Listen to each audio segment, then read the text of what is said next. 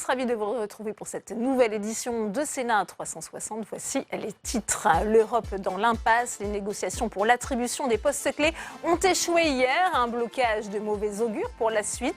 Alors que les nouveaux députés européens vont faire leur entrée au Parlement. Nous serons en direct de Strasbourg avec Marie Brémaud.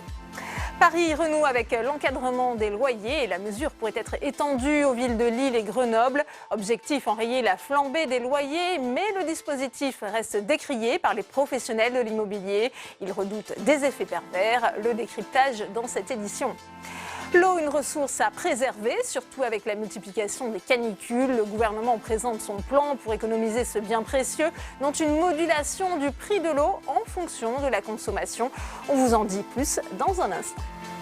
Et je vous rappelle que vous pouvez réagir à cette émission sur Twitter avec le hashtag Sénat360. Pour m'accompagner cet après-midi, on retrouvera Tantrani depuis la salle des conférences du Sénat pour les réactions des sénateurs à l'actualité dans notre multiplex parlementaire à suivre.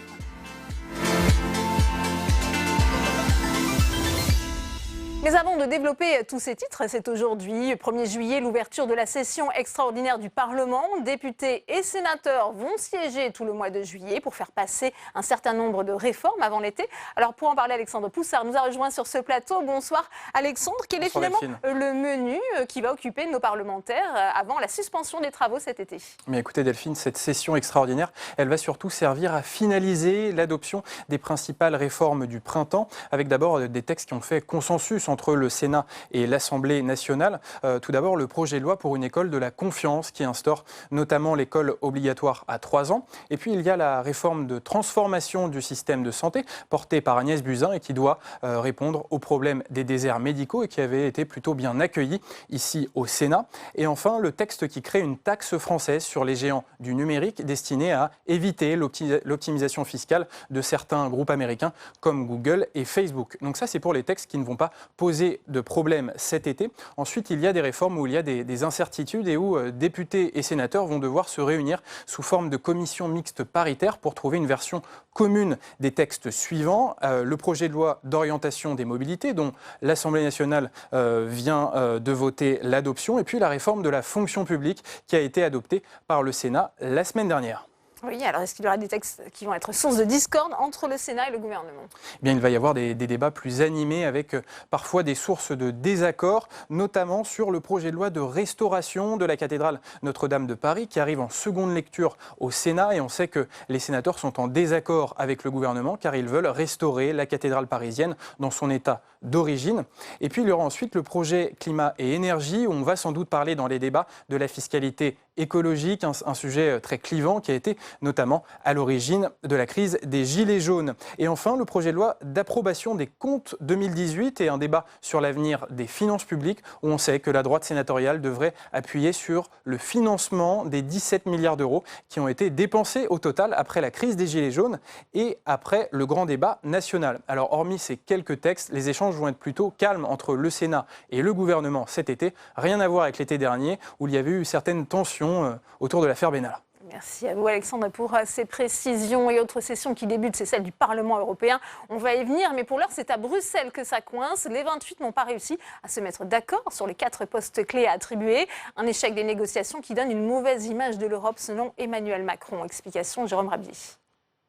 17 heures de négociations à huis clos entre les 28 chefs d'État et de gouvernement des pays membres de l'Union européenne n'auront donc pas suffi à les mettre d'accord sur la répartition des postes clés. Ils ont donc convenu de se retrouver demain matin à 11 h pour tenter de concilier des positions qui n'ont que peu bougé dans la nuit.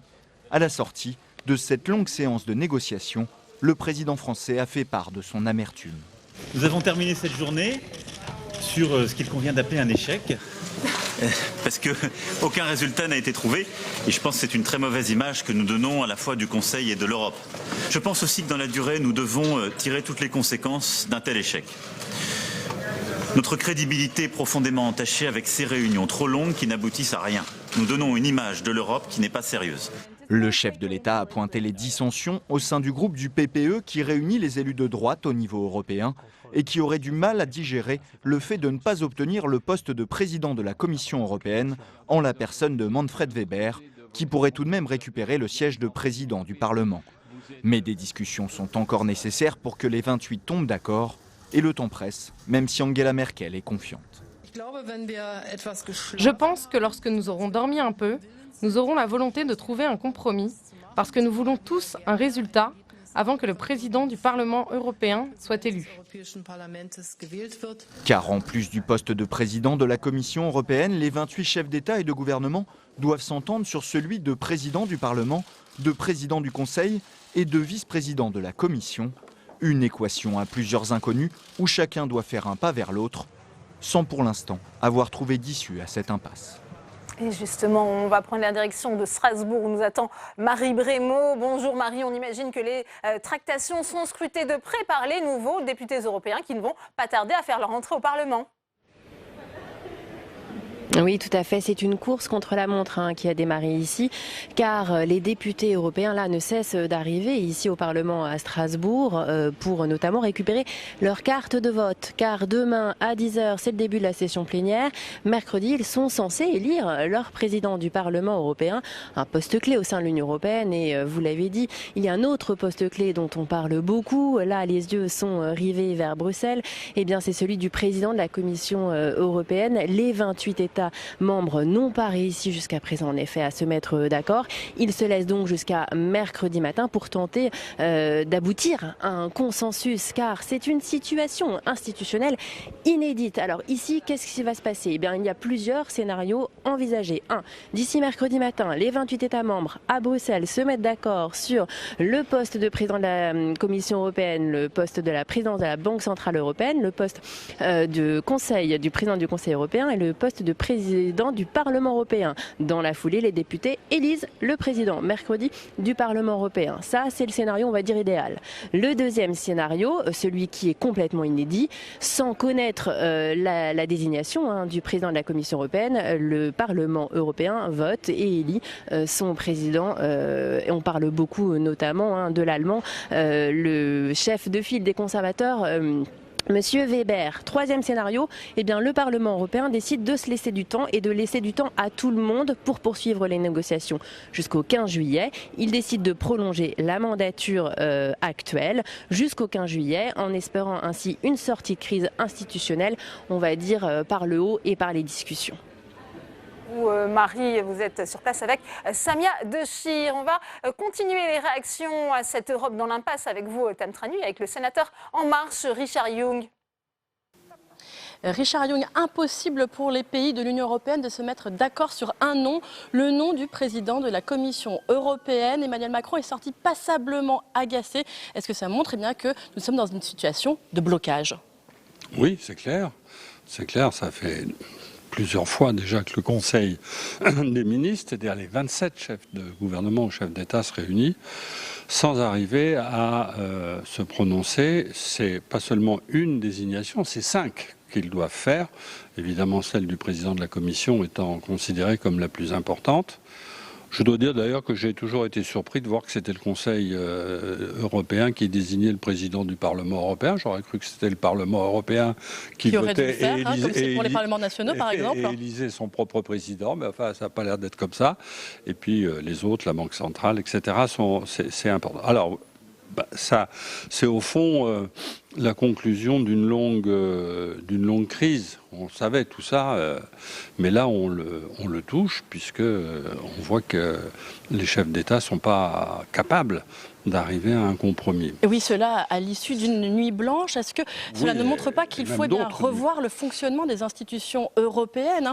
Emmanuel Macron a dit tout à l'heure qu'effectivement, il fallait envisager cette réforme. Il y a au moins deux remarques. La première, c'est que ça montre que l'amitié, comme on dit, entre l'Allemagne et la France ne se porte pas si bien, parce que dans le passé... Même si Emmanuel Macron, tout à l'heure, a rendu hommage à Angela Merkel et à son rôle dans les négociations. Très bien, on ne peut que le soutenir, mais enfin, dans la réalité, il est clair qu'on n'arrive pas, les deux responsables suprêmes n'arrivent pas à trouver les compromis que savait trouver Kohl, Mitterrand, etc., etc. Donc là, c'est un signal d'alerte fort sur ce point-là. Et l'autre remarque, c'est qu'effectivement, il faut entamer une réflexion sur le changement de fonctionnement des institutions, peut-être même des institutions elles-mêmes. Mais c'est clair que ça sera une longue affaire. Y a-t-il trop d'ambition personnelle aussi pour obtenir ces postes clés au niveau européen? Là encore, eh bien, c'est ce que dénonce le président de la République. Écoutez, c'est assez normal d'être ambitieux quand on veut être le président quand on est un homme politique, de la Commission européenne. C'est quand même pas un poste de... Oui, mais quand cela va à l'encontre bien du bien commun, du fait de réussir à trouver un accord, de mettre tout le monde d'accord, c'est aussi ça le problème. Je ne suis pas assez proche de tous ces hauts personnages pour vous dire s'il y a trop d'ambition personnelle. J'ai vu un certain nombre de noms, des noms comme Timmermans, Barnier, des gens que j'ai rencontrés qui m'ont donné l'impression d'être de bons Européens, mais je ne dirais pas qu'ils ont trop d'ambition. Pour conclure, Richard Yung, on parle aussi beaucoup de l'accord qui a été conclu entre l'Union européenne et le Mercosur. Aujourd'hui, est-ce que c'est pour vous un bon accord quand on voit combien cet accord négocié par la Commission, il va être très difficile à faire ratifier par les différents pays de l'Union européenne?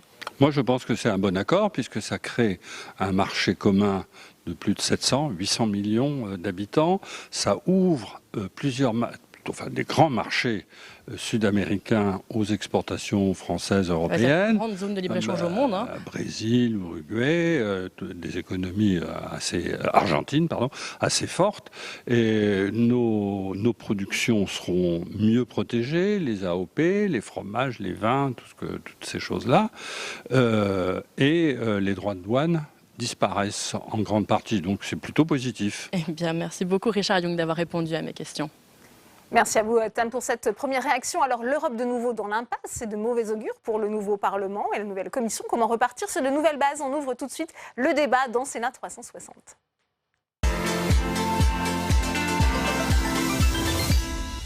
J'ai le plaisir d'accueillir sur ce plateau André Gattolin. Bienvenue à vous. Vous êtes sénateur En Marche des Hauts-de-Seine, vice-président de la Commission des Affaires européennes du Sénat. Sur ce plateau également, Patrick Martin-Génier. Bonsoir. Vous êtes spécialiste des questions européennes et internationales, enseignant à Sciences Po Paris et à l'INALCO. Yves Bertoncini est également avec nous. Bonsoir. Vous êtes le président du Mouvement Européen France, consultant en affaires européennes. Et puis Sébastien Maillard est également avec nous. Bonsoir. Bienvenue à vous, directeur de l'Institut Jacques Delors. Première question pour vous, André Gattolin, puisqu'on voit cet échec. C'est ainsi qu'a qualifié cette situation assez inédite finalement Emmanuel Macron.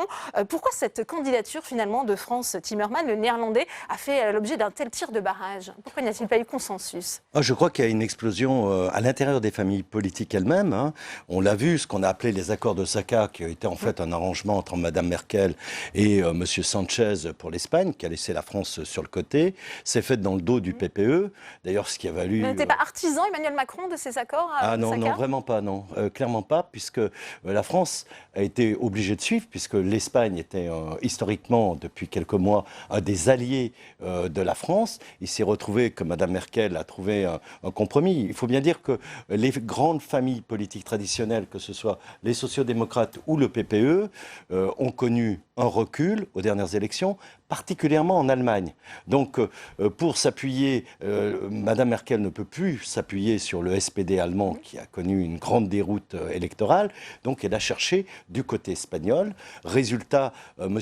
Timmermans, dans les propositions qui étaient faites dans les premiers noms pour les fameux top jobs, on arrivait à une Europe très nordique, globalement. C'est-à-dire qu'on oubliait complètement la question des équilibres. Bien sûr, hommes-femmes. Qu'il faut respecter. Ce sont les conditions d'ailleurs d'Emmanuel Macron, Patrick Martin-Génier. Ces conditions pour respecter les équilibres, 2 femmes sur 4 et le respect de l'équilibre géographique, avec donc un poste qui devra revenir aussi à l'est de l'Europe. Est-ce qu'on va pouvoir s'en sortir ?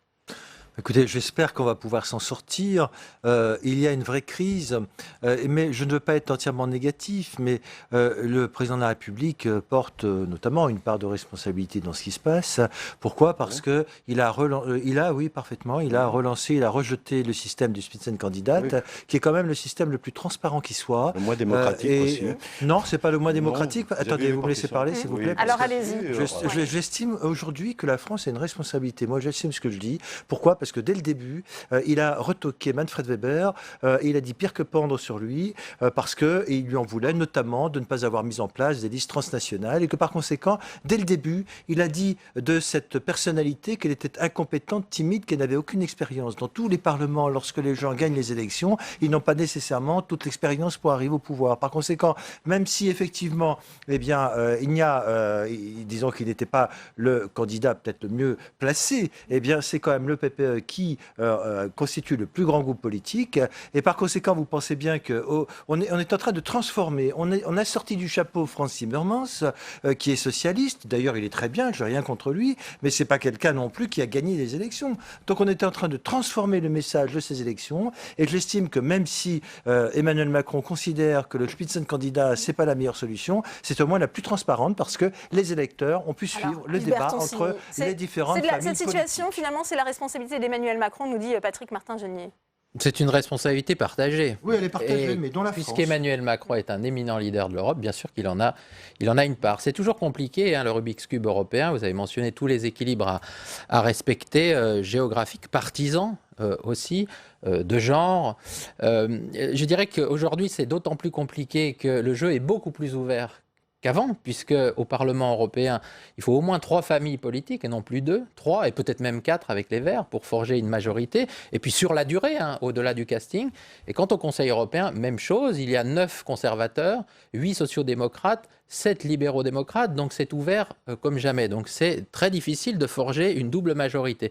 Ce qui a compliqué la donne cette fois-ci, c'est qu'on est passé du Rubik's Cube au chamboule-tout. Et c'est vrai qu'Emmanuel Macron a une responsabilité parce qu'il a contesté la règle du jeu. C'est pas seulement que le jeu est plus ouvert, c'est qu'il conteste la règle, la fameuse règle du chef de file. La règle du chef de file, elle est très simple. Non, mais c'est très simple. C'est très simple. Précisément. Le candidat arrive en tête, tente sa chance. Je pense que Manfred Weber avait très peu de chances d'y arriver.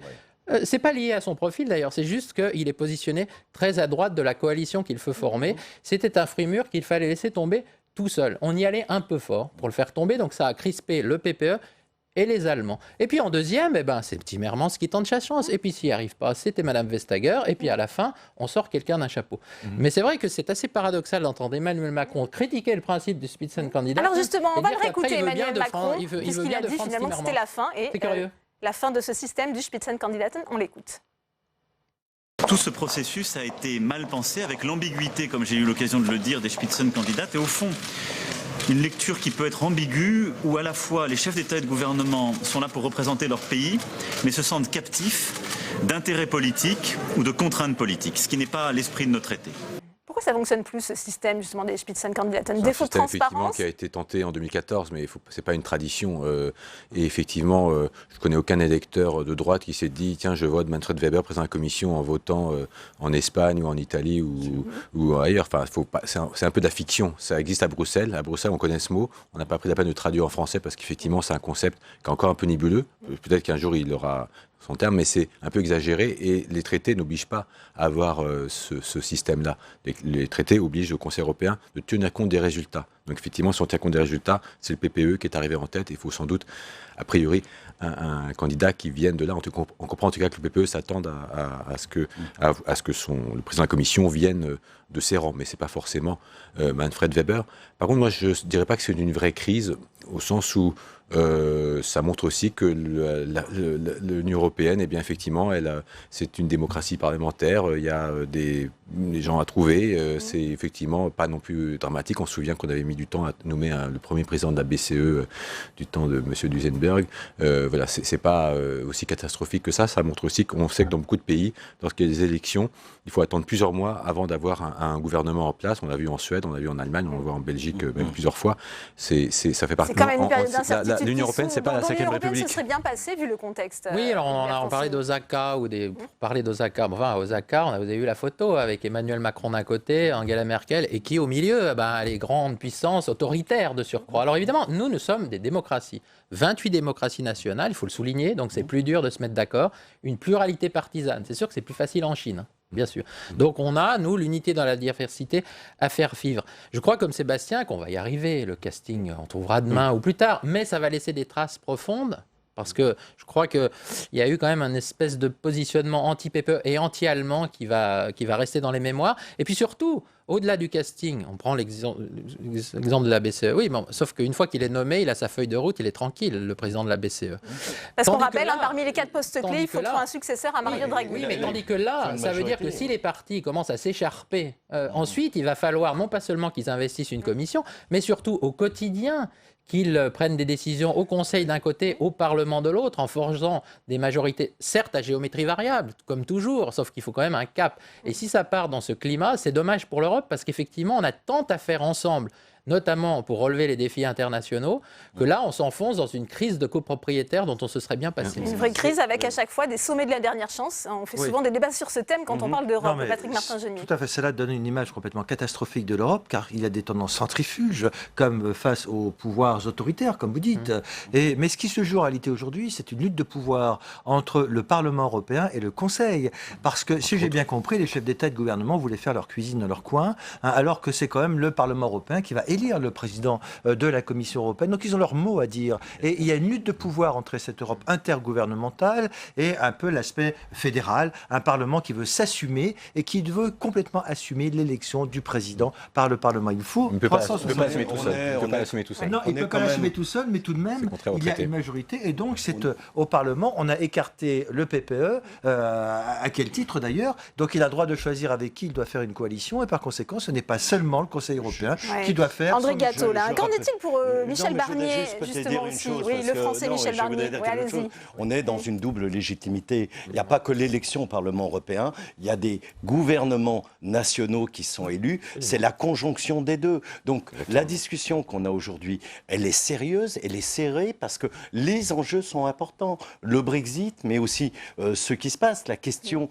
qui est posée. Alors justement, puisque vous parlez du Brexit, est-ce que le négociateur français Michel Barnier, c'en est fini pour lui? Il a encore ses chances d'accéder justement à un des postes clés? Je crois que ça va être particulièrement difficile parce que tous les premiers noms annoncés dans ce type de propositions vont tomber. Les 3 Spitzenkandidaten sont tombés, que ce soit Mme Vestager, M. Timmermans ou M. Weber. M. Weber sera peut-être récupéré au Parlement européen et encore. Comme l'a dit Yves Bertoncini, il faudra qu'il trouve une majorité. La question est là. La question est de savoir, est-ce qu'on va laisser la situation se décanter à travers le vote et l'élection du président du Parlement européen, voir si M. Weber est capable de trouver une majorité. Parce que je signale quand même que les principales forces politiques, depuis le lendemain de l'élection, les 5 principales pro-européennes, y compris la GUE, discutent au fond des idées et du débat. Maintenant, ce qu'il faut, les personnes sont subsidiaires. Et c'est ce qu'a dit Emmanuel Macron, à la limite, si la France n'a pas de représentant, c'est pas très grave si on est d'accord. On fait une croix sur Michel Barnier, Sébastien Maillard.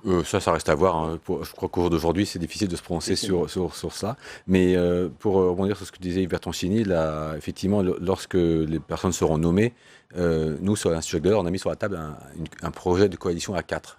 Parce qu'effectivement, ce serait peut-être nouveau dans ce fonctionnement, mais il faut bien que ces 4 partis pro-européens qui peuvent former une majorité s'entendent. Alors, il ne s'agit pas de faire un 300 pages détaillé sur tout les mesures à prendre pendant la législature, mais au moins qu'il y ait une majorité stable pour avancer sur le fond. Parce qu'il y a un calendrier chargé, mais ça donne aussi du grain à moudre aux eurosceptiques, cette situation, Patrick Martin. Oui, tout à fait. Et alors, en effet, 2 éléments. Le premier, c'est que la solidarité franco-allemande a connu quelques couacs, en quelque sorte, parce qu'on s'aperçoit aujourd'hui qu'Angela Merkel ne maîtrise plus nécessairement sa famille politique.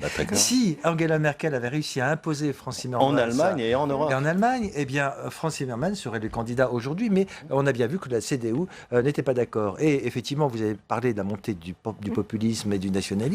Le Parlement européen se réunit demain et il semblerait que les nationalistes et le groupe qui est dirigé par Salvini et le Rassemblement national soient en position d'obtenir 2 présidences de commission. Et ça, c'est assez grave. Mais Michel Barnier est un très bon candidat parce qu'il est au point d'équilibre de la coalition à former. Je crois qu'il est très acceptable par les sociodémocrates, les libéraux et les Verts.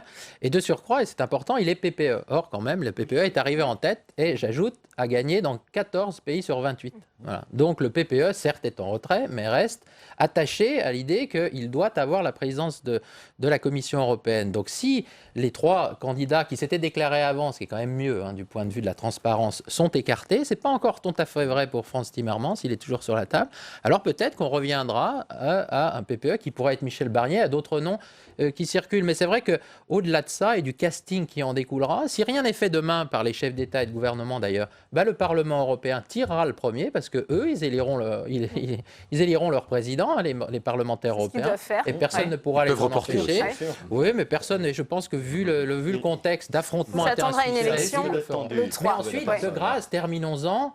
Finalisons le programme de coalition, non pas seulement au Parlement, un programme conjoint, donnons une feuille de route à cette commission et allons-y, relevons les défis. Vous avez parlé des eurosceptiques, des nationalistes, ils ont progressé assez peu en réalité, de 20 à 25% au Parlement européen, mais c'est vrai qu'ils sont là, ils sont au Conseil, notamment c'est pas au Parlement européen qu'ils peuvent bloquer les choses, c'est au Conseil, et dans un contexte où il y a autour de nous des grandes puissances qui nous regardent et qui veulent nous diviser. Donc, sur cette image de l'Europe, on va réécouter Emmanuel Macron. L'image de l'Europe, je trouve qu'elle est plutôt déplorable quand on regarde Sea-Watch faire des tours de bateau dans l'eau et vis-à-vis des migrants. Au-delà de là, il n'y a pas mort d'homme pour ces questions dont on parle. C'est un ensemble, certainement aussi cette situation. On va réécouter justement Emmanuel Macron, c'était tout à l'heure.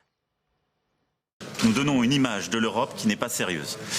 Je souhaite donc, à l'issue de ce processus, d'abord, nous prenions le temps qu'il faut pour nommer la bonne équipe, celle qui permettra d'avoir des réunions mieux préparées et d'accéder à des solutions concrètes.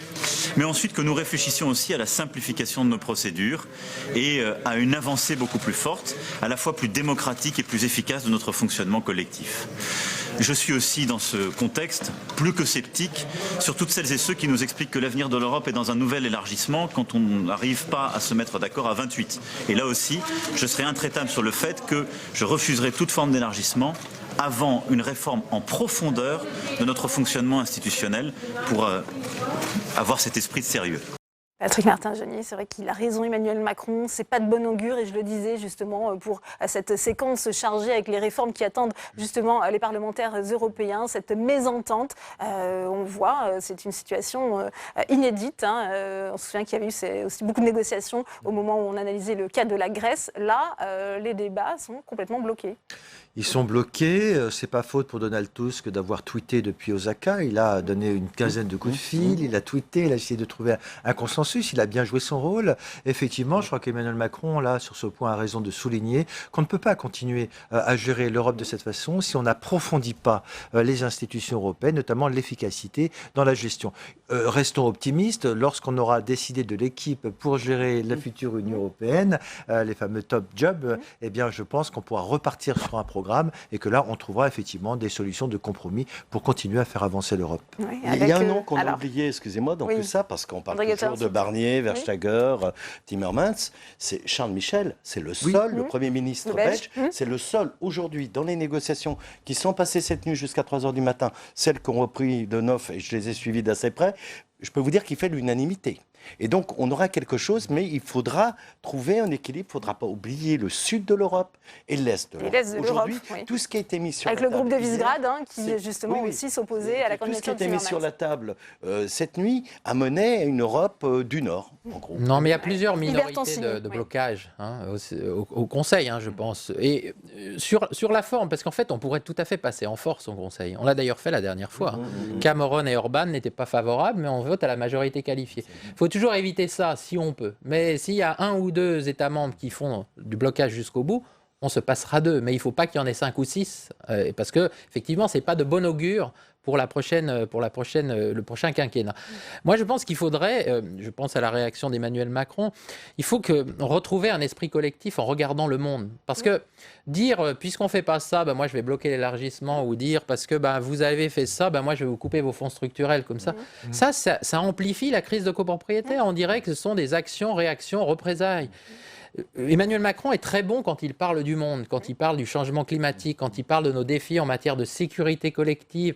Je pense que compte tenu du rôle de la France, il devrait matin, midi et soir nous parler, pourquoi pas des défis migratoires, de la sécurité dans l'Afrique subsahélienne, le faire de manière le moins professorale possible, et qu'il a une responsabilité, il en est capable de tracer la route, d'être rassembleur en parlant du monde. Voilà, justement, en parlant. Puisqu'on se souvient, et on a beaucoup rappelé cette boutade de Kissinger en 70, l'Europe, quel numéro de téléphone? On en vient finalement de nouveau à cette situation, il n'y a pas d'interlocuteur. Il y en aura plusieurs, mais je pense effectivement, peut-être que 28 chefs d'État et de gouvernement gouvernements peuvent trouver un meilleur emploi de leur temps que ce qu'ils font pendant la nuit. Mais en même temps, je trouve que le président a peut-être tort de rapprocher la question de l'élargissement à ce qui se passe là. On sait effectivement qu'en France, c'est un thème qui n'est pas très populaire d'élargir, et là, ce n'est pas le débat d'aujourd'hui, mais on voit bien que la question n'est pas forcément le fait qu'on soit 28 ou 29 ou 27 peut-être demain, mais c'est le fait qu'il y ait effectivement un électorat plus éclaté avec on a parlé de ces 4 groupes politiques qui doivent se mettre d'accord. Donc c'est pas parce qu'il c'est pas parce que la Serbie qui rentre que c'est pas une question liée à l'élargissement. Juste un mot, Marie, mais franchement, si on ouvrait les négociations avec l'Albanie, tout ça c'est pour dans 10 ans, donc c'est pas du tout contradictoire. Il y a eu un élément de la fracturation. C'est la première fois qu'on arrive à des négociations où les 5 plus grands pays, je laisse le Royaume-Uni, sont gouvernés par 5 partis différents. C'est la première fois. Et donc évidemment, ça n'aide pas non plus à forger cet esprit collectif qui nous fait défaut, parce qu'il n'y a pas que les fractures nationales, il y a aussi les fractures partisanes. Alors l'Europe vous parlera-t-elle d'une même voix? Patrick Martin-Genier, on peut en douter?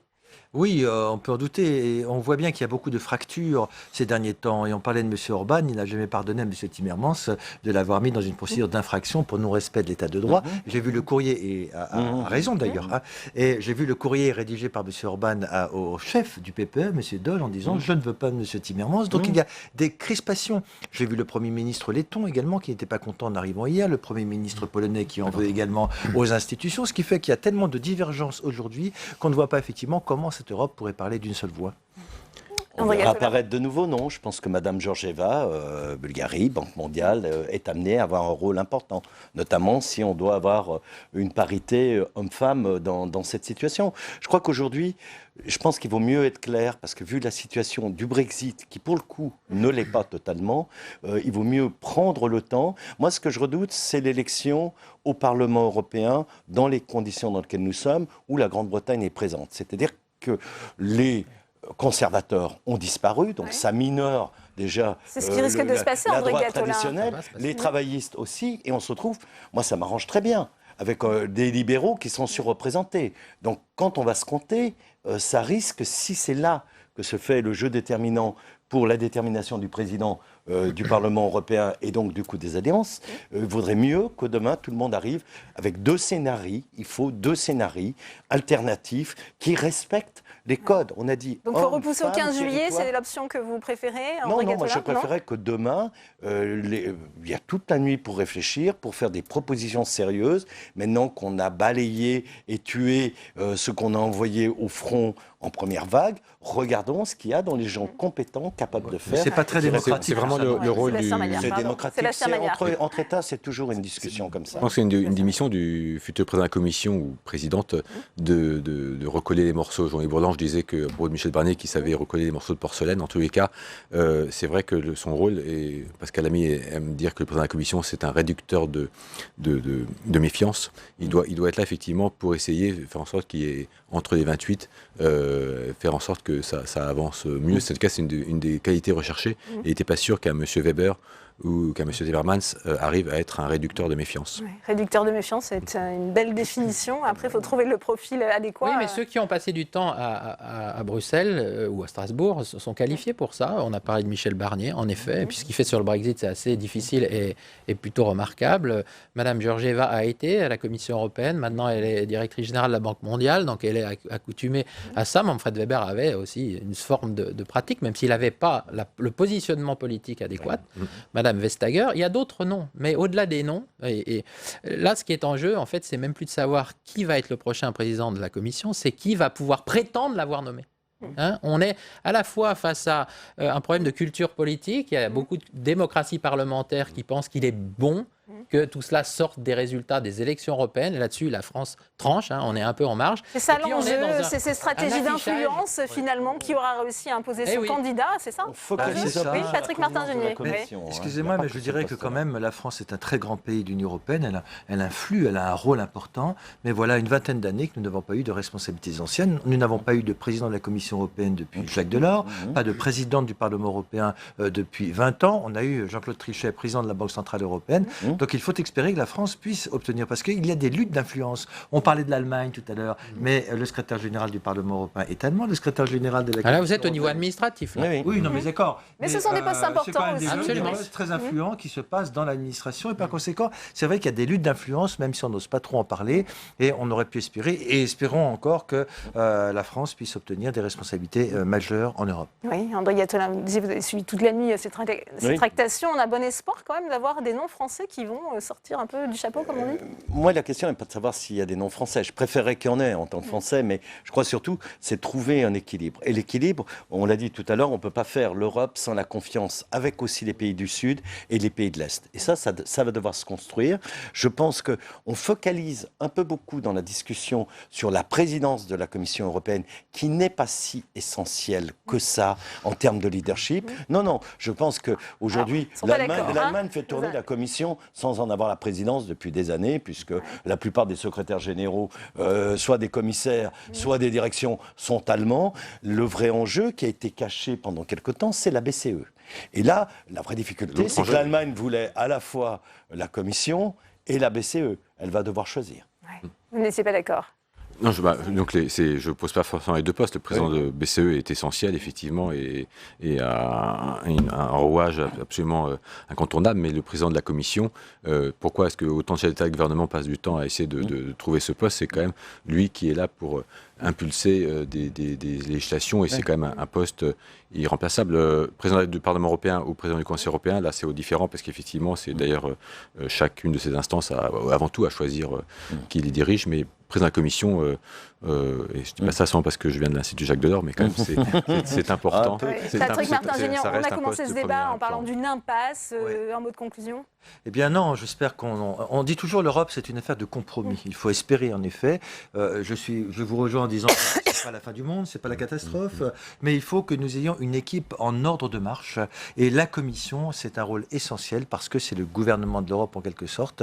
Donc il faut avoir une équipe qui respecte les équilibres, et les équilibres entre les hommes et les femmes, autant que faire se peut, pour effectivement que cette Europe dans les 5 ans qui viennent soit en situation de faire face à tous les défis qui lui font face aujourd'hui. Eh bien, merci. Merci à tous les quatre d'être venus parler d'Europe sur le plateau de Public Sénat. Et dans ce contexte, c'est un cadeau un peu empoisonné que va laisser Jean-Claude Juncker aux futurs dirigeants européens. C'est l'accord signé entre l'UE et les pays du Mercosur. Tant il inquiète à la fois les agriculteurs, tout comme les écologistes. Tous redoutent les implications économiques et environnementales de cet accord de libre-échange. Quentin Calvi.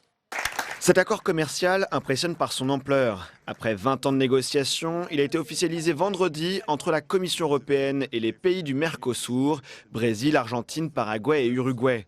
En marge du sommet du G20, les leaders sud-américains laissaient éclater leur joie, à l'image de Jair Bolsonaro, le président du Brésil. Pour Jean-Claude Juncker, qui préside la Commission européenne jusqu'en octobre, il s'agit d'un moment historique. Cet accord est en cours depuis 2 décennies. Les négociations ont commencé il y a tout juste 20 ans hier, le 28 juin 1999 à Rio. Elles ont été longues et souvent difficiles, et nous nous en étions rapprochés auparavant, mais aujourd'hui, nous l'avons finalisé. Un accord monstre, un quart du PIB mondial concerné, 780 millions de consommateurs et de nouvelles débouchés pour l'Europe. À la clé pour l'UE, des droits de douane levés pour ses voitures, les filières des produits chimiques et pharmaceutiques. À l'inverse, l'Amérique du Sud va pouvoir déverser sur notre marché son sucre, l'éthanol ou encore les volailles et le bœuf. Une idée qui révolte les syndicats représentant les agriculteurs français. Quelques semaines après l'élection européenne, inacceptable signature d'un accord Mercosur-UE qui va exposer les agriculteurs européens à une concurrence déloyale et les consommateurs à une tromperie totale. Même son de cloche chez les écologistes, ces grands accords commerciaux vont dans le mauvais sens. Mettre l'accord de Paris, le respect de nos règles sanitaires et les enjeux sociaux au cœur de la diplomatie commerciale doit devenir la règle. Ce nouveau traité de libre-échange doit encore être ratifié par les 28 États membres de l'Union, puis par le Parlement européen. De son côté, Emmanuel Macron a parlé d'un bon accord, tout en se disant vigilant, je cite, sur sa mise en œuvre. Voilà, et on continue les réactions au Sénat avec vous, Tam Tranu, avec la sénatrice LR du Val-de-Marne, Catherine Procaccia. Catherine Procaccia, quel regard portez-vous sur l'accord qui a été conclu entre l'Union européenne et le Mercosur, qui va notamment permettre de constituer la plus grande zone de libre-échange au monde ? Bien, c'est un accord qui a été négocié depuis des dizaines d'années, 20 ans je crois. Il présente, comme tout accord, des avantages et des inconvénients. Les avantages tout d'abord ? Les avantages vont être pour l'Europe essentiellement industriels. On va permettre de pouvoir faire des exportations de produits industriels, de voitures, de produits pharmaceutiques. C'est un marché important pour l'Europe. De grandes économies pour les entreprises françaises, à moins 4 milliards d'euros de droits de douane. C'est non négligeable. C'est non négligeable, c'est sûr, même si certaines d'entre elles sont déjà implantées dans les pays d'Amérique du Sud et produisent sur place. Mais c'est quand même un accord important pour elles. En revanche, il y a déjà beaucoup de critiques qui sont faites sur les inconvénients de cet accord, à commencer par Nicolas Hulot, qui juge que c'est contradictoire avec les ambitions écologiques du gouvernement. C'est antinomique avec nos ambitions affichées, dit-il. Qu'en pensez-vous ? Moi, je suis dubitatif parce qu'il a lié ça en plus, le libre-échange et l'écologie. Il me semble que le libre-échange a eu un intérêt essentiel, c'est d'empêcher des millions de personnes de mourir de faim. Là, il a une vision qui est quand même un petit peu étroite, qui est la vision qui est la nôtre, celle de la France qui défend, nous, l'agriculture, lui, une certaine vision de l'écologie. C'est oublier ce qu'a apporté le libre-échange au monde entier. C'est la crainte aussi par rapport à la politique anti-environnement du Brésil, Jair Bolsonaro, avec par exemple ces taux de glyphosate énormes qui sont autorisés au Brésil et qui ne le sont pas dans l'Union européenne, ça s'entend. Oui, il y a le glyphosate. Ce n'est pas le glyphosate en tant que tel, c'est l'ensemble des produits qui sont autorisés, des pesticides en particulier, et pas que le glyphosate, qui sont utilisés alors qu'ils ne sont interdits en Europe, et en tout cas interdits en France. Donc le problème, il n'est pas sur le mode culturel. Moi, j'ai vu lors d'une étude autre sur l'agriculture qu'effectivement, ils avaient des techniques qui empêchaient le ravinage du sol. Ils ont aussi une approche qui est une approche écologique. Mais ce qui n'est pas normal, c'est que l'on importe des produits qui sont des produits agricoles qui utilisent des produits phytosanitaires qui nous sont interdits. C'est une concurrence déloyale, disent les agriculteurs. Je ne sais pas si elle est déloyale, parce qu'avec un bon marquage, en mettant que ce produit, tout dépend comment ils seront indiqués, mais si c'est marqué produits qui utilisent des pesticides et autres, il y aurait peut-être pas... Christiane Lambert parle déjà de tromperie pour les consommateurs. Oui, tout dépend quel va être l'affichage. Parce qu'à partir du moment où les Européens ne voudront pas consommer ces produits, que va-t-il se passer ? Il y aura beaucoup moins d'importations. Donc, mais c'est le problème des accords. Oui, parce que c'est le problème des accords commerciaux. On voudrait pouvoir exporter nos produits industriels chez eux, mais eux, ils vont pas. Que peuvent-ils nous exporter ? Déjà, il ne faut pas se voiler la face. Le soja, le maïs, ils proviennent essentiellement de ces pays-là qui utilisent les OGM. Alors que nous, on les interdit. Et ce n'est pas une question de jugement sur les OGM, puisque toutes les études qui ont eu lieu depuis 25 ans prouvent que les OGM n'ont aucune incidence sur la santé. Mais on interdit à nos agriculteurs de les utiliser, et par contre, on apporte des produits qui les utilisent. C'est l'aberration de l'Europe. Un accord donc injuste pour les agriculteurs européens, selon Catherine Procaccia. Merci beaucoup d'avoir répondu à mes questions. Merci Tam pour cette nouvelle réaction. Le retour de l'encadrement des loyers à Paris. Le dispositif entre en vigueur dans la capitale aujourd'hui. Lille et Grenoble pourraient gagner aussi ce dispositif. Mais l'utilité de cette mesure fait toujours débat. Cécile Sixou. Il y a 2 ans, l'encadrement des loyers ne concernait que Paris et non son agglomération. La mesure avait été retoquée par la justice. Revu et corrigé par la loi, le dispositif revient à Paris à partir d'aujourd'hui. Une bonne nouvelle pour Yann Brossat, adjoint à la mairie en charge du logement. L'encadrement des loyers va nous permettre de remettre un peu de modération dans un niveau de loyer qui est devenu complètement fou dans la capitale. On a en moyenne 30 € du mètre carré. C'est trop quand on sait les revenus de ceux qui travaillent à Paris et qui, après tout, devraient aussi avoir le droit d'y habiter. En 10 ans, les prix à la location ont augmenté de 50% dans la capitale. Désormais, ils seront encadrés par la préfecture qui tous les ans fixera un loyer de référence à partir de 3 critères. Le nombre de pièces, la date de construction de l'immeuble et le quartier. Un complément de loyer pourra être demandé par le propriétaire si son appartement comporte un attrait particulier, comme une vue exceptionnelle, une terrasse ou un jardin, ou encore des équipements de haut standing. Pour la sénatrice de Paris, Marie-Pierre de la Gontrie, ce loyer de référence permettra d'éviter les abus. Certains propriétaires abusent. Donc mettre en place ce système qui n'est pas extraordinairement contraignant non plus, c'est une nécessité. Beaucoup de villes le font. J'indique, Berlin a interdit l'augmentation des loyers, pas l'encadrement, l'augmentation des loyers pour 5 ans. Pas d'interdiction à Paris, même si les sanctions ont été renforcées par rapport à l'ancien dispositif. Désormais, un bailleur privé pourra écoper de 5 000 € d'amende, une personne morale de 15 000 €. Et on continue les réactions avec vous, Tam Tranui, toujours depuis la salle des conférences du Sénat, avec l'ancienne ministre du Logement, Marie-Noëlle Lienemann. Elle est aujourd'hui sénatrice de Paris, rattachée au groupe communiste. Marie-Noëlle Lienemann, le dispositif d'encadrement des loyers fait donc son retour aujourd'hui à Paris. Je suppose que pour vous, c'est un motif de satisfaction. Oui, c'est un motif de satisfaction. D'abord, que de temps perdu. Parce que le Conseil d'État vient de montrer que la loi Allure permettait de faire l'encadrement à Paris, contrairement à ce qu'a été une décision du tribunal administratif. Or, on a perdu 2 ans déjà sur l'évolution. D'ailleurs, pendant ce temps-là, ça a augmenté. Donc, ce qui est bien, c'est qu'on revient... C'est pas cette mesure qui fait que c'est la loi Allure. La loi Elan avait quand même remis de la régulation, mais seulement sur Paris et quelques cas, alors que la loi Allure s'appliquait sur l'ensemble de la région parisienne, par exemple, et sur l'ensemble des zones denses. Vous dites que ça a donc augmenté depuis 2017, depuis que ce dispositif qui était dans la loi Allure n'avait plus cours. Pour vous, entre 2015 et 2017, il a fait ses preuves ? Oui, il a plutôt fait ses preuves pour modérer la hausse, voire pour la stopper. Oui. Mais il n'a pas... Ça permet une stabilisation des loyers, mais... limitation de l'évolution des loyers. Ce qui d'ailleurs pose une question plus stratégique. Vous avez vu que des villes comme Berlin arrivent à des méthodes encore plus draconiennes, puisqu'à Berlin, justement, il y avait une certaine forme d'atténuation des loyers qui n'ont pas résisté au grand mouvement de spéculation immobilière.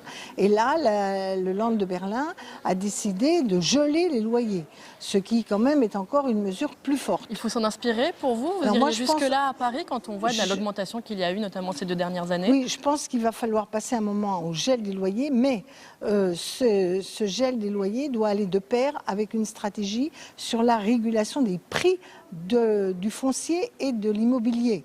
Parce que si c'est de plus en plus cher pour acheter et que vous n'avez pas de rentrée de loyer, c'est le serpent qui... Plus personne ne voudra être propriétaire et louer son logement, ou alors, ça risque d'être compliqué. Ou alors c'est des gens qui feront de la spéculation autrement. Bon. Donc il est très important de pouvoir réguler les prix.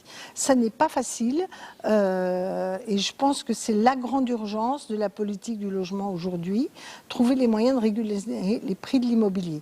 Alors ça peut se faire aussi en dissociant le prix du foncier et le prix des immeubles, ou bien en encadrant les hausses acceptables lors de la revente d'un bien. Sauf quand le bien, évidemment, a été modernisé. Vous avez une vieille maison, un vieil appartement insalubre, vous le remettez en état et c'est bien normal que ça revienne à des prix au moins corrects. Est-ce que vous avez été étonné que La République En Marche ait accepté de remettre cette mesure en place ? Quand on se rappelle du discours qu'a eu le président de la République à ce sujet, lui, il misait sur un choc d'offres pour faire baisser les prix. Il jugeait que dans l'encadrement des loyers, il y avait beaucoup d'effets pervers et que cela allait empêcher qu'on construise justement des logements, tout cet encadrement des loyers. Tous les gens qui sont un peu au courant des sujets du logement et de l'immobilier savent que le choc de l'offre, pour utile qu'il soit parce qu'on a besoin de construire des logements, n'a pas un effet prix considérable. Prenons un exemple, Bordeaux a énormément construit, les prix ont énormément augmenté. Pourquoi ? Parce que le stock est bien plus important que même si on fait des gros efforts d'offres. Ce qui par ailleurs n'est pas le cas, puisque les mesures dites de choc de l'offre ont amené un très faible niveau de construction ailleurs qu'à Bordeaux, globalement sur toute la France et notamment en Ile-de-France. Donc cette théorie libérale que c'est simplement en augmentant l'offre que les prix vont se réguler ne marche pas. La deuxième chose, c'est que quand ils ont consulté les adhérents de La République En Marche, eux, ils étaient favorables à l'encadrement des loyers. Il faut dire aussi qu'ils ont une population qui est très concernée par les centres-villes, les centres métropolitains. Donc je pense que ces deux éléments ont dû convaincre le président de la République qu'il fallait revenir à l'encadrement des loyers. Une mesure trop populaire pour qu'on l'abandonne. Merci beaucoup Marie-Noëlle Lienemann d'avoir répondu à mes questions.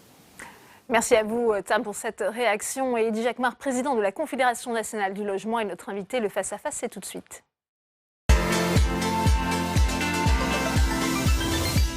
Bonsoir Eddy Jacquemart, merci Bonsoir. d'être avec nous. On vient de l'entendre et on l'a dit, Paris renoue donc avec l'encadrement des loyers. La mesure avait déjà été appliquée entre 2015 et 2017 dans la capitale avant d'être abrogée justement par des recours devant la justice. Est-ce que vous redoutez de nouveaux recours cette fois ? Écoutez, on espère que cette fois-ci, il n'y aura pas de nouveaux recours. En tout cas, je dois dire que l'encadrement des loyers en France, c'est un chemin difficile pour les locataires, puisque Madame Duflot avait tenté de le mettre en place avec la loi Allure. Dès que la loi a été votée, on a un Premier ministre qui décide d'enlever le périmètre à deux villes, à Paris et à Lille. Et ensuite, on a les propriétaires qui se sont acharnés et qui ont amené donc, ces deux villes au tribunal. Aujourd'hui, on a une loi Elan qui reprévoit ce dispositif, mais je dois dire qu'il faut quand même être mesuré dans la mesure, rappelons-le quand même, que dans la loi Elan, c'est bien une expérimentation pour 5 ans. Justement, on va y venir à cette expérimentation. Tous les baux ne sont pas concernés, ce sont les baux qui sont signés ou renouvelés à partir d'aujourd'hui qui vont pouvoir bénéficier de cette mesure. Ça en atténue un peu la portée ? Alors, évidemment, ça atténue la portée parce que pendant la période de latence jusqu'à aujourd'hui, l'OLAP, qui est l'organisme de contrôle, enfin de l'Observatoire des loyers de Paris, constate que justement les propriétaires se sont mis à cœur joie et on constate à peu près 3% d'augmentation des loyers sur Paris qui sont déjà... Il y a un débat sur les chiffres, tout le monde ne voit pas cette hausse forcément. Écoutez, nous on siège à l'OLAP et j'étais ce matin en ligne avec notre correspondant qui siège à l'OLAP et il nous a confirmé que le chiffre il est bien de 3%. Donc ça veut dire qu'aujourd'hui l'encadrement des loyers c'est une mesure qui va atténuer, mais il faut être logique. Je crois qu'on est dans un pays et dans une ville aujourd'hui où il y a une crise du logement qui est sans précédent.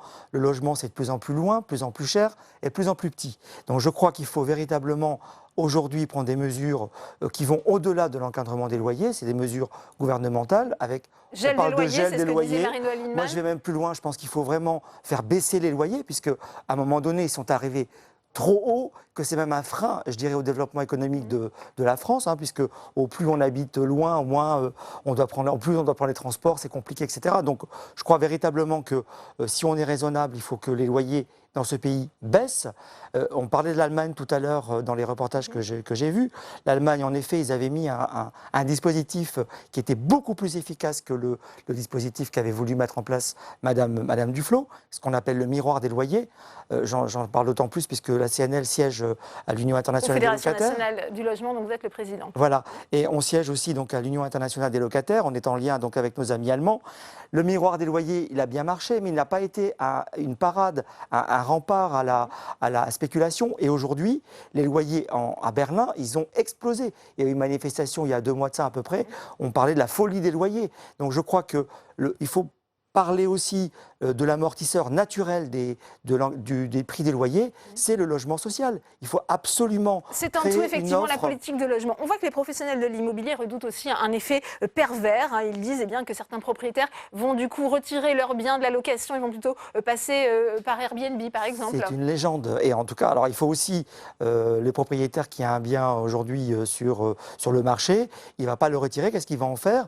Et je pense qu'il faut aussi en effet, pour contrecarrer cette tentation presque sur Paris presque illégale de mettre son bien sur Airbnb. Il faut quand même savoir qu'aujourd'hui... illégal, c'est légal, mais ça reste encadré. C'est légal, mais très encadré. Moi, je pense qu'il faut aller plus loin. Comme à Berlin, par exemple, ils ont interdit carrément la location des logements complets en Airbnb. Enfin, il n'y a pas que Airbnb, il y a d'autres plateformes. Mais je pense aussi, et je reviens sur l'amortisseur naturel de l'encadrement des loyers, c'est une augmentation de l'offre abordable et le logement social. Alors qu'on a un gouvernement qui aujourd'hui stoppe complètement le financement du logement social, je crois que ce n'est pas raisonnable. Il faut qu'on mette tous les moyens. C'est pour ça d'ailleurs qu'Emmanuel Macron finalement ne croyait pas à ce dispositif. Il disait à l'époque, vous n'avez pas convaincu les gens de construire massivement si vous bloquez les loyers. Mais le logement social peut construire massivement. Aujourd'hui, ce qu'a fait Emmanuel Macron depuis 2 ans, ce qu'il a fait, c'est qu'il a enrayé la machine qui marchait plutôt pas mal de construction de logements sociaux. Les chiffres vont tomber pour l'année 2018. Ils sont catastrophiques. On n'a jamais aussi peu construit dans notre pays. Et ce qui a été construit, ce n'est pas du fait de la politique du gouvernemental actuel, c'est les effets des politiques précédentes. Donc je crois qu'il y a urgence à remettre en place plusieurs dispositifs. Il faut être plus fort, il faut être beaucoup plus ferme aussi sur les sanctions qui sont prévues pour les propriétaires. Alors les sanctions pour dépassement, on les rappelle, le propriétaire risque une amende de 5 000 € et la baisse du loyer, aussi les remboursements de trop perçus. Pourtant, on voit quand même que c'est compliqué, vous le rappeliez, à mettre en œuvre cette mesure. Lille et Grenoble vont peut-être s'ajouter. En cette année des municipales, on sent quand même que les élus ne se précipitent pas pour mettre en place l'encadrement des loyers. C'est compliqué en effet, donc c'est une mesure qui existe. Nous à l'époque, on avait proposé des choses beaucoup plus radicales et beaucoup plus simples, notamment avec un répertoire des loyers basé avec des déclarations fiscales. J'ai rencontré l'INSEE il n'y a pas longtemps, ils nous confirment que c'est possible. Ils ont toutes les informations du foncier et des prix des déclarations des revenus fonciers des propriétaires. Donc c'est complètement possible. La difficulté qu'on rencontre en effet dans l'encadrement des loyers, c'est que c'est le locataire qui va devoir aller au tribunal, alors qu'on sait qu'il a déjà fait le parcours du combattant pour avoir son logement, et on lui demande en plus, si le loyer est trop cher, d'aller au tribunal. Quelquefois, c'est compliqué. Moi, ce que je demande aussi, c'est qu'on renforce les sanctions et qu'on implique aussi les associations de locataires telles que la CNL dans le dispositif de médiation et d'intervention pour qu'on puisse aider les locataires à mettre en place et à faire appliquer l'encadrement des loyers qui existe aujourd'hui à partir de ce 1er juillet à Paris. À partir du 1er juillet, c'est quand même pas cet encadrement des loyers ce qui va permettre de faire revenir justement les gens les plus pauvres dans la capitale. Non, justement. Donc je pense qu'il faut, ce que j'ai dit tout à l'heure, il faut qu'on envisage une baisse des loyers parce que sinon, on va toujours partir dans une ségrégation de la population. Les personnes qui ont le moins de revenus vont devoir aller de plus en plus loin pour se loger avec toutes les difficultés que ça représente aussi en termes de travail, de pouvoir accéder à un travail correct. On l'a dit, les autres communes qui hésitent encore à mettre en place ces mesures en cette période électorale, c'est pas forcément très bien vu. Pourtant, la mesure reste plébiscitée à 75%. Moi, je pense que les habitants, en effet, doivent intervenir auprès de leur intercommunalité, de leur mairie, pour que les choses se mettent en place. Je pense que c'est un devoir, c'est un élan populaire qu'il faut qu'on mette en place pour que, en effet, moi, je constate qu'il y a beaucoup d'intercommunalités qui n'ont pas encore choisi de le faire, alors qu'on voit que des communes comme dans des communes comme dans les Seine-Maritime, j'allais dire dans le 06, les loyers sont très chers. Les Alpes-Maritimes, voilà, pas les Seine-Maritimes. Les Alpes-Maritimes, les loyers sont très chers, et alors que pour l'instant, l'intercommunalité n'a pas encore choisi Vous l'avez rappelé, Jacques Mar, au début de cet entretien, ça va durer, c'est une expérimentation qui va durer 5 ans. Yann Brossat estime, lui, qu'à l'issue de ces 5 ans, il faut passer par un référendum pour savoir si on garde cette mesure ou pas. Vous y seriez favorable ? Écoutez, moi, je pense qu'il faut interroger les premiers concernés. Je pense qu'on pourrait aussi faire un référendum des locataires, parce que si on fait un référendum général, on n'est pas sûr que ça soit quelque chose qui va être favorable. On sait bien que les propriétaires n'y sont pas favorables depuis le départ. Donc moi, je dis en tant que président de la CNL, c'est que c'est les locataires qui doivent insister pour que l'encadrement des loyers soit mis en place dans notre pays. C'est important et je pense que c'est aussi une responsabilité de l'État à se réengager dans le financement notamment de l'amortisseur du prix des loyers qui est le logement social. Merci à vous, Jacques Mar, d'être venu sur le plateau de Public Sénat. Je vous le disais en titre, les épisodes de forte chaleur viennent de confirmer la nécessité de préserver nos ressources en eau en évitant notamment le gaspillage. Alors le gouvernement souhaite notamment réduire la consommation d'eau de 10% d'ici à 2025 et de 25% en 15 ans. Avant d'en débattre avec mes invités, les explications de Marvin Gugliel-Minetti. De l'eau qui se raréfie sous l'effet du réchauffement climatique, les ressources françaises aquatiques pourraient diminuer de 40% d'ici 50 ans. Face à ce constat, le gouvernement lance des mesures qui se chiffrent en milliards. La mobilisation de 5,1 milliards d'euros par les agences de l'eau sur la période 2019-2025 est un signe important de cette mobilisation, puisque cela servira à financer les actions, en l'occurrence la protection contre les pollutions, les économies d'eau et la restauration des systèmes aquatiques. Le gouvernement compte mettre l'accent sur la récupération des eaux de pluie, car la France accuse un énorme retard en la matière. Quand elle réutilise 19 000 m3 de ses eaux par jour, l'Italie, elle, en récupère 800 000. Un écart abyssal que le gouvernement tente de rattraper en doublant le volume recyclé d'ici 2025. L'exécutif compte aussi s'attaquer à la consommation d'eau. Il veut faire baisser son utilisation de 10% en 2025 et de 25% d'ici 15 ans. Les collectivités pourront mettre en place des tarifications variables en fonction de la consommation et des saisons. Autrement dit, les gros consommateurs verront le prix de l'eau augmenter à partir d'un certain seuil. Une mesure qui peine à convaincre les associations, alors que la consommation domestique ne représente que 24% de l'eau utilisée. Il y a besoin d'une refonte des redevances de l'eau, sauf que les seuls concernés par ces conclusions des assises, ce sont les usagers domestiques, comme vous et moi, alors que les usages agricoles ou industriels pèsent énormément et qu'ils ne contribuent pas autant que les usagers domestiques. Mais le gouvernement se défend et assure que les industriels et agriculteurs paieront aussi la facture. Pour l'heure, 86% du financement de la politique de l'eau repose sur les usagers domestiques. Réaction avec vous, Tam Trani, avec le sénateur écologiste de la Loire-Atlantique, Ronan Dantec. Ronan Dantec, qu'avez-vous pensé du plan dévoilé aujourd'hui par François de Rugy en réponse à la baisse de l'eau douce disponible qu'il va y avoir dans l'Hexagone avec le réchauffement climatique? Et on a eu un exemple très clair de ces réchauffements avec la canicule la semaine dernière. Il y a plusieurs choses. D'abord, ce plan a été quand même travaillé avec les acteurs dans le cadre de la dynamique des assises de l'eau, donc une partie des mesures ne sont pas des surprises. Moi, je retiens que c'est un catalogue assez important, que donc il va falloir le financer. Quand on parle de 25 000 km de rivières à améliorer, c'est quand même beaucoup d'argent. Oui. Or, nous savons que le gouvernement, mais ce n'est pas le premier à le faire, a tendance à ponctionner les recettes des agences de l'eau. Donc moi, j'attends quand même des garanties financières pour mener ce plan à bien. Ensuite, le plan aborde, sans être très précis, la question des retenues d'eau pour les agriculteurs. Oui. Ce point-là va être central dans les prochaines années. Je crois qu'il ne faut pas avoir une position dogmatique en étant absolument opposé à tout stockage de l'eau, mais les conditions doivent être drastiques. Et notamment, ça doit aller dans le sens d'une reconquête de la biodiversité, d'une gestion des rivières qui font que les retenues ne vont pas contre la biodiversité. Là-dessus, évidemment, dans le plan, aujourd'hui, je ne vois pas les détails de cet accompagnement. Or, ça va être un sujet absolument central. Ça reste imprécis, Ronan Dantec. Tout de même, sur les objectifs, faire baisser les prélèvements de 10% d'ici 5 ans et de 25% d'ici 15 ans par rapport aux 16 milliards de mètres cubes prélevés par an par l'agriculture et les besoins domestiques aujourd'hui. Tout ça, est-ce que déjà ça vous paraît crédible ? Je crois qu'on va devoir le faire. C'est-à-dire que on l'a vu, il faut aller vers là. Il faut aller vers ça. Et dans notre rapport sur l'adaptation avec mon collègue Jean-Yves Roux, on a insisté sur le fait que la France aujourd'hui n'était pas préparée.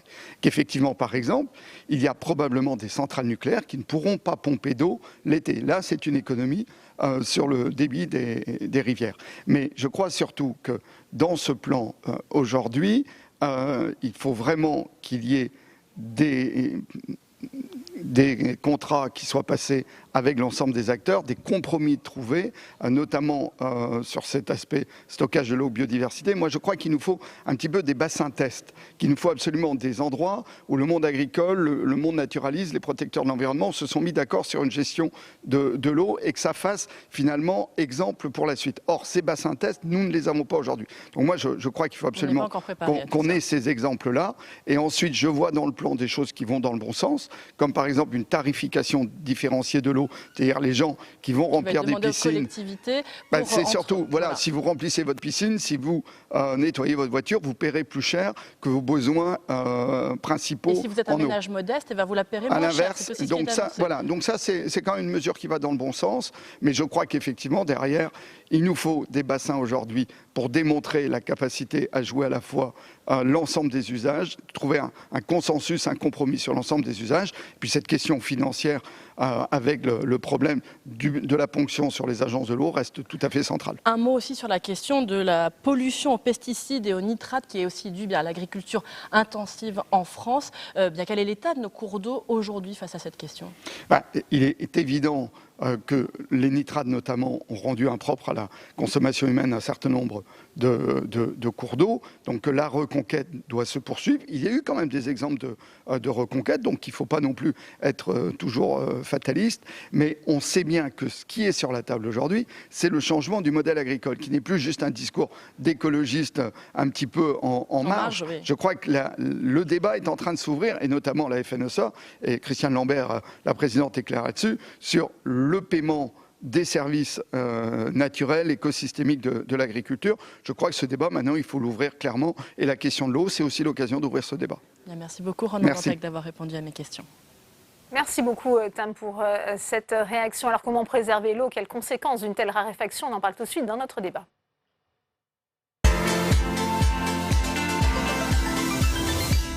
Et on ouvre le débat dans Sénat 360 avec mes invités sur ce plateau. Jérôme Bignon, bienvenue à vous. Vous êtes sénateur à Les Indépendants de la Somme et membre de la Commission de l'aménagement du territoire et du développement durable. J'accueille également Tristan Mathieu. Bienvenue à vous. Vous êtes délégué général de la Fédération professionnelle des entreprises de l'eau. Elle regroupe notamment, je le précise, Veolia et Suez, entre autres. Jean Launay est également sur ce plateau, président du Comité national de l'eau. C'est l'instance finalement nationale de consultation sur la politique de l'eau. Puis Paul Michelet est également avec nous. Bonsoir, bienvenue. Directeur général adjoint de l'Agence française pour la biodiversité. Première question pour vous, Jérôme Bignon. Je me tourne vers le parlementaire que vous êtes. Ce plan justement annoncé ce matin par François de Rugy, il y a un lien très étroit avec l'épisode de forte chaleur qu'on vient de traverser selon vous?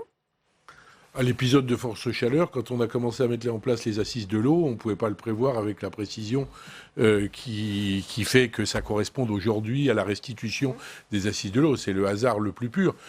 On peut prévoir qu'en juin, il va faire chaud, mais on ne pouvait pas prévoir qu'il y aurait ce pic. Je crois que la préoccupation des pouvoirs publics sur l'eau est une vraie préoccupation et qui ne date pas d'hier. C'est un travail constant. Simplement, le changement climatique accentue la préoccupation parce qu'on voit bien qu'une des conséquences de ce changement climatique, cette évolution climatique, ça impacte très fort l'eau. Donc il y a une coïncidence de calendrier qui est heureuse, mais qui n'est pas, qui était prévisible dans le temps, c'est sûr. Jean Launay, coïncidence de calendrier, mais c'est vrai qu'il y a cette prise de conscience à l'issue de cet épisode de canicule et aujourd'hui justement, c'est l'annonce. Peut-être prolonger la réponse de Jérôme Bignon en disant que le processus des assises de l'eau, il est lancé depuis 1 an et demi. Il y a eu 2 phases dans les assises de l'eau. Une première phase liée à ce qu'on appelle plus le petit cycle de l'eau et l'assainissement. La question du renouvellement des installations, du sous-investissement des collectivités locales, éventuellement des problèmes de santé publique.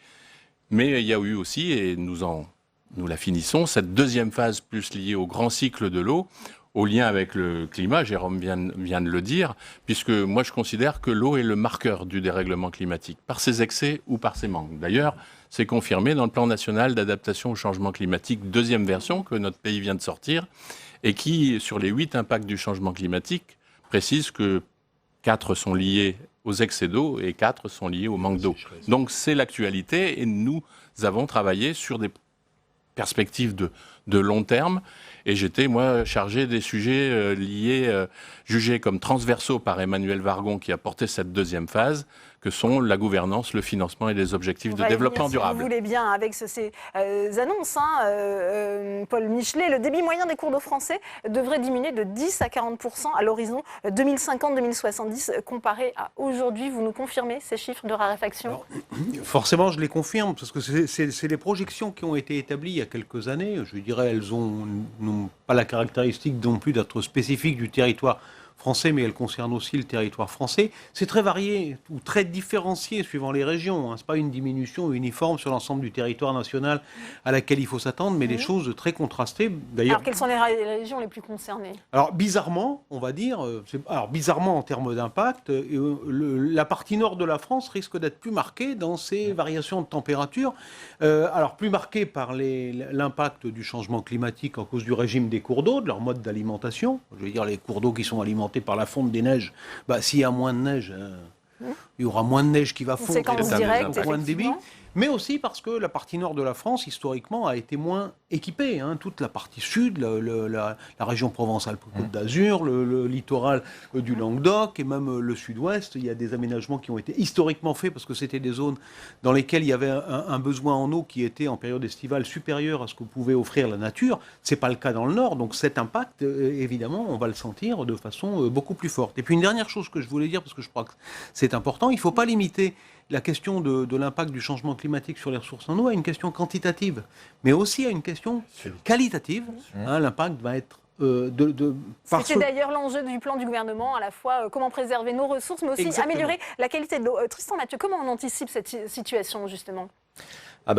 Pour anticiper une situation comme ça, qui est pas loin d'être une situation de crise, on le rappelait dans le nord de la France, dans l'est de la France, à Valenciennes, où la rivière ou le Doubs connaissent des épisodes de sécheresse très forts qui créent des restrictions d'usage de l'eau. Il faut être plus efficace. C'est-à-dire qu'il faut réussir et le gouvernement l'a dit d'ailleurs, à être plus sobre dans tous nos usages, que ce soit le monde agricole, le monde industriel et le monde des municipalités. Nous, nos entreprises, on développe des solutions pour ça, pour faire en sorte que plutôt que de priver 1 mètre cube d'eau un usager, on réussisse à moins prélever, à avoir par exemple des canalisations qui sont plus efficaces et qui ont moins de fuites. C'est un enjeu, effectivement. Jérôme Bignon, collectivité, industrie, mais aussi agriculture. Allez pointer du doigt, l'agriculture, c'est la plus gourmande en eau, nous dit-on. La pointer du doigt, non, mais l'amener à avoir des usages raisonnables comme tout le monde. 5 minutes sous la douche, c'est suffisant. Irriguer, c'est nécessaire, mais ça peut être fait de façon très subtile ou au contraire très gaspillante. Quand on avait de l'eau à profusion, on n'était pas gêné, on arrosait quand bon semble. Depuis longtemps, d'ailleurs, on a commencé. Il y a des heures aujourd'hui où on arrose et d'autres où on n'arrose pas. Tout ça est contrôlé. On peut encore faire probablement beaucoup mieux. Et les agriculteurs ont conscience d'ailleurs de cette Ils en ont conscience, il y a une prise de conscience justement de ces enjeux. Chez nous, on n'était pas tellement concernés. Je viens des Hauts-de-France. Aujourd'hui, ils ont conscience que les choses ont changé et que le changement s'accentue. Ces comportements vertueux qu'on demande à la fois aux collectivités, aux entreprises, aux citoyens, les agriculteurs aussi. On leur demande aussi, et d'ailleurs ils étaient associés au processus, puisque le groupe de travail de la deuxième phase consacré au partage de l'eau était coprésidé et par Florence Denier-Pasquier du France Nature Environnement et par Luc Servant de l'Association permanente des chambres d'agriculture. Donc un vrai dialogue avec une recherche de consensus qui n'est pas facile, mais André Flageolet, le président du comité de bassin Artois-Picardie, le rappelait ce matin. Dans son département, Nord-Pas-de-Calais, dans sa région, dans son bassin, les changements de pratiques culturelles ont fait que la culture de la pomme de terre est passée de 3% à 30% dans les 5 dernières années. C'est énorme. Et la pomme de terre, il lui faut de l'eau comme d'autres cultures. Donc, évidemment, il faut que les changements de pratiques s'organisent peu à peu dans la profession, mais aussi que les agriculteurs ne soient pas seulement dépendants des modes de production qu'on leur demande ou qui sont dictés finalement par le revenu. On le disait, Paul Michelet, cette agriculture, elle est aussi ciblée dans la question de la qualité justement de l'eau, avec la question de la dépollution et de l'utilisation des pesticides ou encore des nitrates. C'est souvent la première cause de pollution de l'eau distribuée. Je n'utiliserai pas le terme de dépollution, je préférerais qu'on utilise le terme de non-pollution, parce que finalement, penser qu'on va y arriver par de la dépollution, on laisse penser qu'il y a des pratiques qui peuvent perdurer, et puis que derrière, il y aura des solutions curatives. C'est évidemment pas la voie du succès qui est promis. Je crois qu'il y a un gros travail qui est mené depuis beaucoup d'années avec le monde agricole, effectivement, on le voyait dans des interventions précédentes, sur le fait de dire il y a un modèle de production qui entraîne des effets négatifs parce que, Jean Launay et Jérôme Bignon l'ont expliqué, il y a eu des évolutions considérables du modèle de production agricole, et toutes ces questions liées à l'altération des ressources en eau par les pesticides ou par les nitrates, qui est un problème encore bien plus ancien, parce que la directive nitrate que l'Union européenne a adoptée, elle a quand même presque 30 ans. C'est dire que le problème n'est pas tout à fait nouveau. Ça repose sur des évolutions de fond de pratiques, mais qui sont des évolutions en fait du modèle agricole, parce que ces pratiques-là, elles sont très directement connectées évidemment à des enjeux de territoire, à des enjeux économiques également. Donc c'est un travail qu'il faut absolument poursuivre. et dans la concertation. Et je pense qu'il y a dans ce plan une mesure très très importante qui est le fait de remettre les collectivités qui sont les... Avec un droit de préemption, justement, on va expliquer comment ça se passe pour réduire les épandages de produits chimiques. Justement, à proximité des nappes phréatiques, eh bien, les communes disposeront justement de ce droit de préemption sur les terres agricoles dans ces zones concernées. Je ne pensais pas qu'au droit de préemption, mais plus largement au fait que les collectivités soient, comment dire, titulaires d'une compétence qui va jusqu'à la préservation de leur captage, parce qu'évidemment, ce sont les collectivités qui ont la responsabilité de la qualité de l'eau distribuée. Oui. Jérôme Bignon, sur ce point, les collectivités, elles sont prêtes justement à jouer ce rôle, à avoir ce rôle. Elles le revendiquent bien sûr, parce qu'elles ont conscience que c'est essentiel. C'est les citoyens qui sont à l'autre bout de la chaîne, c'est-à-dire qu'il faut distribuer de l'eau. On a une vraie responsabilité, les collectivités, c'est d'éviter d'avoir des réseaux fuyards, et on a malheureusement des milliards d'euros à mettre dans les tuyaux pour essayer de rétablir un système qui est actuellement très déficient, pas totalement déficient, mais très déficient, qui perd de l'eau. Autrefois, on prenait 100 litres et il y en a 50, 60 qui étaient distribués. Il faut qu'on arrive à tendre vers 70, 80 pour pas gâcher cette ressource.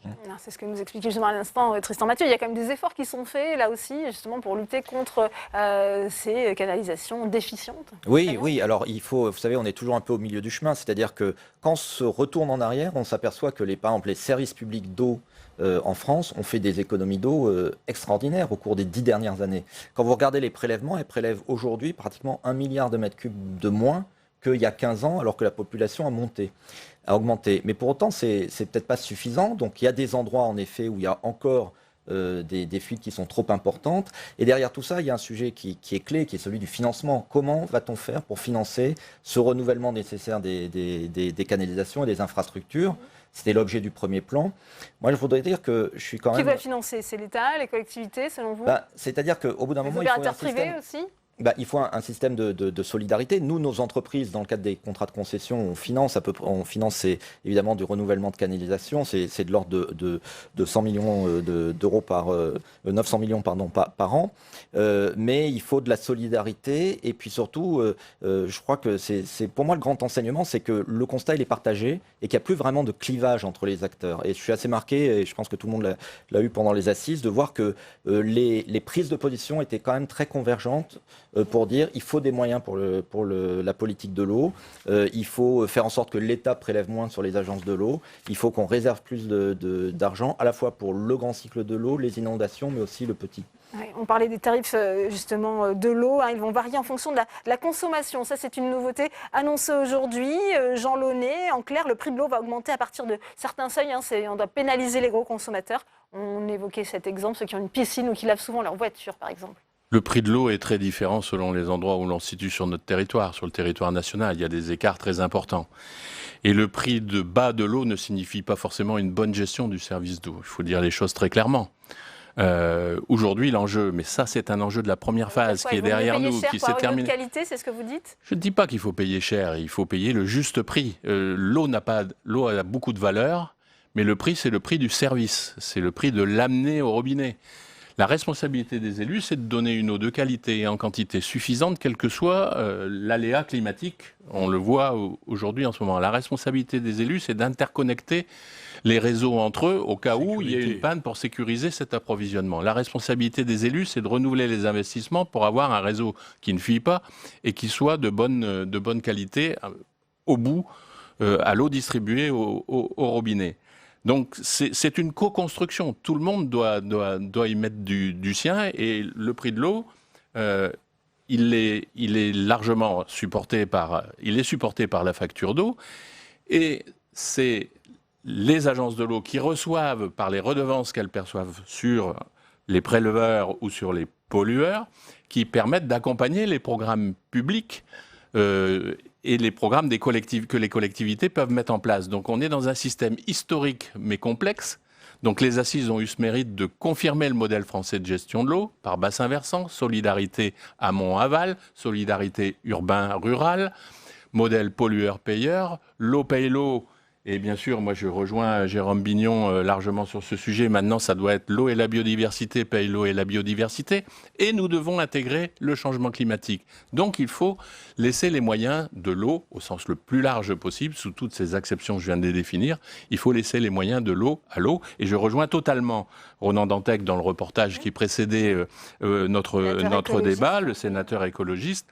Les moyens des agences sont le levier, un des leviers, mais le levier primordial. En tout cas, c'est celui que perçoivent le mieux les élus en charge de ce sujet de l'eau et aussi la population qui paye la facture d'eau. Ouais, cette tarification sociale de l'eau pour les ménages les plus modestes, Jérôme Bignon, c'est au stade expérimental, ça pourrait être amené à être généralisé ? C'est une bonne idée, sûrement, oui. C'est une idée de solidarité. On le fait pour le logement, je ne vois pas pourquoi on ne le ferait pas pour l'eau. Ce sont des services vitaux, donc les gens sont... Mais il y a aussi un comportement citoyen. La douche, 5 minutes, au lieu du bain, la douche, c'est 30 litres, le bain, c'est 250 litres. Donc on peut mener une vie très agréable en consommant moins d'eau. On peut utiliser de l'eau quand on vit dans un pavillon qu'on a récupéré sur la pluie pour arroser, pour nettoyer sa voiture. Donc il y a quantité de micro-usages qui vont permettre de restaurer,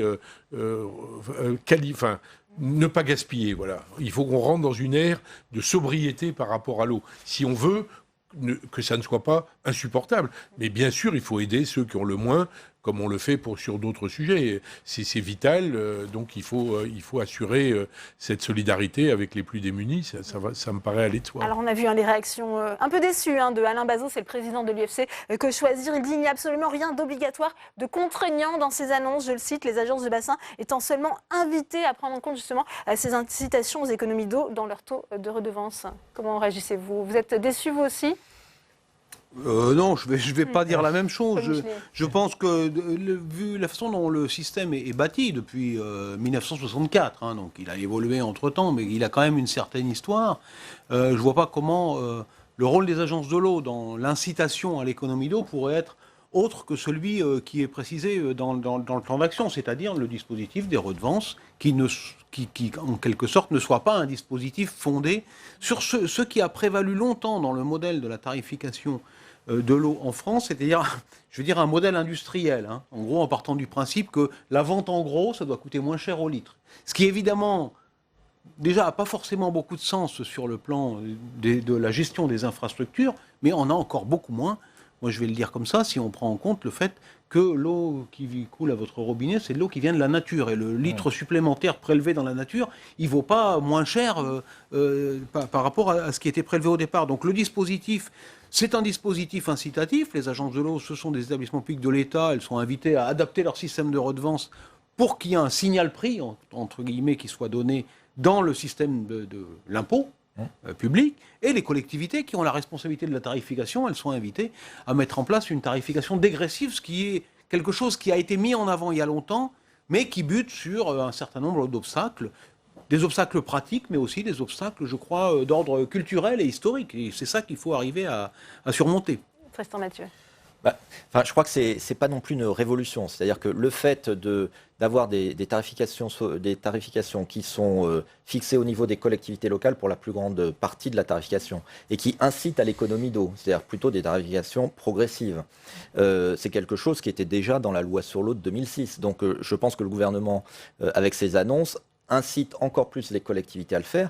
Ce qui est important avec l'eau, c'est que c'est un produit excessivement local. Et donc je crois que vraiment il faut s'interroger à la maille locale, à la maille de l'autorité organisatrice du service, des EPCI, de quelle structure tarifaire veut-on faire.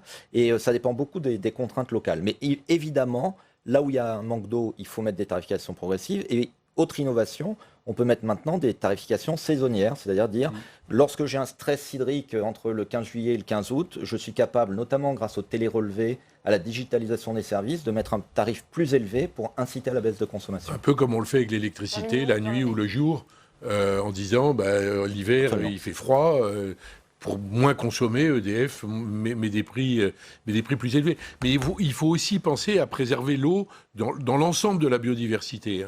La moindre zone humide, le moindre petit ruisseau, la rivière, etc.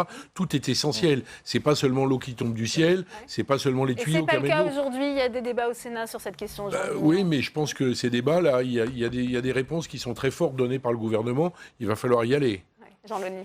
Oui, sur cette question des associations de consommateurs, elles sont tout à fait légitimes à se poser la question de la qualité et aussi celle de la quantité. Donc la question de la qualité n'a pas été oubliée de ces assises de l'eau.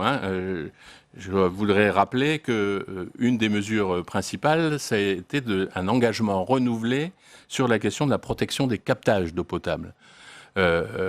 Emmanuel Vargon a rappelé ce matin que dans le cadre du Grenelle de l'environnement, il y avait 1000 captages prioritaires en 2017 qui avaient été identifiés et qu'à la conférence environnementale de 2013 où il y avait une table ronde spécifique sur l'eau à ce moment-là, on avait encore évoqué le sujet. Aujourd'hui, on est à mi-route. Ouais. Donc, la moitié bénéficie d'un plan d'action. Ces assises auront donc le mérite de rebooster ce sujet de la protection des captages qui influe très directement sur la qualité de l'eau. Eh bien, merci à tous les quatre d'avoir été les invités de Public Sénat. C'est la fin de cette édition. Merci à vous de l'avoir suivi. Tout de suite, on va plus loin. Présenté par Rebecca Fitoussi. Très bonne suite des programmes sur Public Sénat et à demain 16h30.